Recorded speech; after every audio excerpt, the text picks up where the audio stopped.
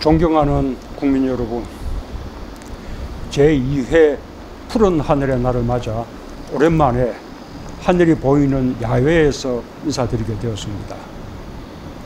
자유롭게 숨 쉴 수 있는 맑은 공기, 푸른 하늘의 소중함이 크게 느껴집니다. 푸른 하늘을 되찾아야 한다는 인류의 의지가 높아지고 있습니다. 지난해에 이어 오늘 제2회 푸른 하늘의 날 역시 뉴욕, 방콕, 나이로비를 비롯한 세계 각지에서 함께 기념하고 있습니다. 오늘 기념식이 자연과 함께 건강하게 살아가기 위한 지구촌의 협력을 확대하는 계기가 되길 바랍니다. 국민 여러분, 탄소라고 하면 공장이나 자동차 매연이 먼저 떠오르지만 플라스틱처럼 우리가 흔히 사용하는 물건들, 매끼 먹는 식사와 편리한 이동수단, 냉난방을 위한 에너지까지 우리 일상의 상당 부분이 탄소 배출의 원인이라 할 수 있습니다. 푸른 하늘은 생활의 작은 불편함을 즐기고 익숙해진 생활을 하나 둘 바꿔갈 때 누릴 수 있습니다. 지구는 이 순간에도 예상보다 빨리 뜨거워지고 있습니다. 지난 8월 기후변화를 연구하는 세계의 과학자들은 1.5도씨 지구온난화가 기존 전망 시점보다 10년 정도 앞당겨질 것이라고 경고했습니다. 온실가스 배출이 지금 같은 추세로 계속되면 얼마 지나지 않아 우리는 지금 이 순간 행동하지 않은 것을 후회하게 될 것입니다. 탄소 제로를 위한 행동만이 지구온난화를 멈출 수 있습니다. 그동안 국민들께서 해오신 것처럼 저마다 생활 속 작은 실천이 모이면 가능합니다. 우리는 1995년 세계 최초로 전국 단위 쓰레기 분리수거를 시작했고 도입 5년 만에 쓰레기 양을 절반으로 줄였습니다. 지난 20년간 재활용률은 20%가량 늘렸습니다. 대단한 시민의식이라고 자부할 만합니다. 한국은 국제사회 협력도 선도했습니다. 녹색기후기금과 글로벌 녹색성장기구를 유치했고 자발적인 기후재원 조성과 공유로 이웃 국가들과 함께했습니다. 지난 5월 개최한 P4G 서울정상회의에서는 선진국과 개발도상국들을 함께 포용하는 서울선언문을 이끌어냈습니다. 그리고 지난주 탄소중립기본법을 제정해 탄소중립을 법으로 규정한 14번째 나라가 되었습니다. 탄소중립기본법에는 2030년까지 탄소 배출을 35% 이상 감축하는 중간 목표가 담겨 있습니다. 온실가스 배출량이 가장 많았던 2018년을 기준으로 삼은 것입니다. 보다 일찍 온실가스 배출 정점을 기록하고 오랫동안 온실가스 배출을 줄여온 나라들에 비하면 훨씬 도전적인 목표입니다. 하지만 우리는 해낼 수 있습니다. 우리는 이미 2019년과 2020년 2년에 걸쳐 2018년 대비 탄소 배출량을 10% 이상 감축한 바 있습니다. 모두 함께 힘을 모은다면 새로 마련하는 목표도 충분히 달성할 수 있을 것입니다. 국민 여러분, 정부는 자신감을 갖고 2050 탄소 중립 시나리오와 2030 국가 온실가스 감축 상향 목표를 올해 안으로 확정해 발표할 계획입니다. 푸른 하늘을 향해 우리 사회와 경제 구조를 대전환해야 합니다. 한국판 뉴딜 2.0에서 그린 뉴딜은 2050 탄소 중립을 목표로 하는 것입니다. 저탄소 경제 전환을 위해 정부가 앞장서고 국민들과 기업의 노력을 적극 뒷받침하겠습니다. 2025년까지 태양광과 풍력 설비를 지금보다 2배 이상 확대할 것입니다. 또한 기술 혁신과 대형화, 주민 참여 등을 통해 신재생 에너지의 잠재력을 더욱 끌어올리겠습니다. 기업들도 저탄소 산업과 제품에 대한 개발과 투자를 확대하고 있습니다. 탄소 중립 목표는 배터리와 수소 경제 분야 등에서 세계적인 경쟁력을 가진 우리 기업들이 도약하고 새로운 일자리를 많이 만들 수 있는 기회이기도 합니다. 정부는 탄소 국경세를 비롯한 새로운 국제 질서에 우리 기업이 선제적으로 대응할 수 있도록 적극 지원할 것입니다. 장기적으로는 탄소 중립 사회로 나아가면서 지금 당장 우리와 우리 아이들을 위해 미세먼지를 줄여나가는 것도 매우 중요합니다. 지난 4년간 강력한 미세먼지 대책으로 초미세먼지 연평균 농도가 크게 개선되고 푸른 하늘을 볼 수 있는 날이 늘어났습니다. 특히 계절관리제를 통해 겨울철과 봄철에 가장 심했던 탄소 배출과 미세먼지 발생을 대폭 줄였습니다. 올해 세 번째 계절관리제를 통해서는 지역별 특성까지 고려해 오염물질 배출을 최대한 줄이고 우리 아이들의 건강을 더욱 꼼꼼히 지킬 것입니다. 존경하는 국민 여러분, 오늘은 본격적인 가을을 알리는 절기 백로입니다. 농부들은 예로부터 백로의 벼이삭을 유심히 살펴 그해 농사의 풍흉을 가늠했습니다.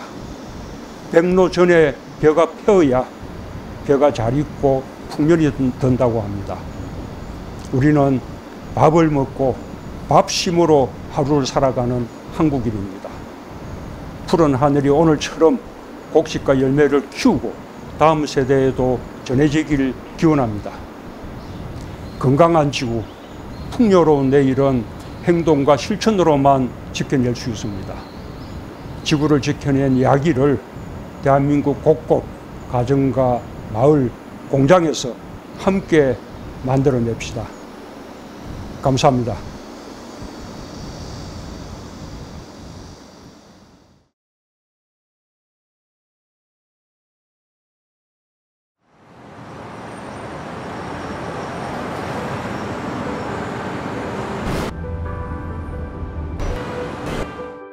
미세먼지 없는 푸른 하늘.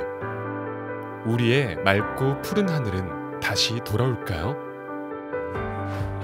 그래서 우리는 시작했습니다. 2018년 미세먼지 저감 및 관리에 관한 특별법 제정을 시작으로 푸른 하늘을 위한 5년간의 미세먼지 관리 종합계획을 수립하고 발전시켰으며 미세먼지를 사회재난으로 포함하는 한편 이에 대한 대응을 강화하기 위한 8개의 법을 제정 및 개정하였습니다. 고농도 시기, 미세먼지 저감 및 관리를 위한 계절관리제를 시행하고 석탄화력 발전소 가동을 줄임과 동시에 미세먼지 배출량이 적은 친환경 에너지로의 전환을 서두르는 정책 또한 진행 중입니다. 미세먼지가 많이 발생하는 지역을 대기관리 권역으로 관리하는 한편 미세먼지 다량 배출 사업장에 대하여 배출 허용 기준을 강화하고 소규모 영세 사업장에 대해선 방지시설 설치를 지원하고 있습니다. 미세먼지 배출이 많은 노후 경유차의 운행 제한을 확대하고 조기 폐차 지원을 하는 데 이어 전기차와 수소차 보급을 통해 수송 부문의 미세먼지 배출을 저감했습니다. 또한 도로 내 비산먼지 개선을 위해 도로 청소 차량 운영을 확대하고 지하철역과 교육시설의 미세먼지 정책을 시행해 우리 생활 속에 미세먼지를 저감하는 노력 역시 진행하였습니다. 뿐만 아니라 동북아시아의 효과적인 대기오염 개선을 목표로 한 청천 프로젝트를 통해서 맑은 하늘을 위한 국제적인 협력 역시 진행하고 있습니다. 더불어 지난 2020년 세계 최초의 정지궤도 환경위성 발사에 성공하여 미세먼지 측정의 과학적 접근과 더욱 신뢰도 높은 한국형 관측 모델을 구축하였습니다. 이러한 정부의 노력과 국민의 실천으로 미세먼지 없는 푸른 하늘이 돌아오고 있습니다. 5년 전과 비교해서는 초미세먼지 농도를 27%나 개선할 수 있었으며 과거와 비교해 푸른 하늘을 볼 수 있는 일수 또한 크게 늘어나게 되었습니다. 그러나 우리의 노력은 여기서 멈추지 않습니다. 미래 세대와 함께 공유할 수 있는 푸른 하늘을 위한 우리의 발걸음은 지금도 계속되고 있습니다. 건강한 공기, 건강한 지구. 제2회 푸른 하늘의 날.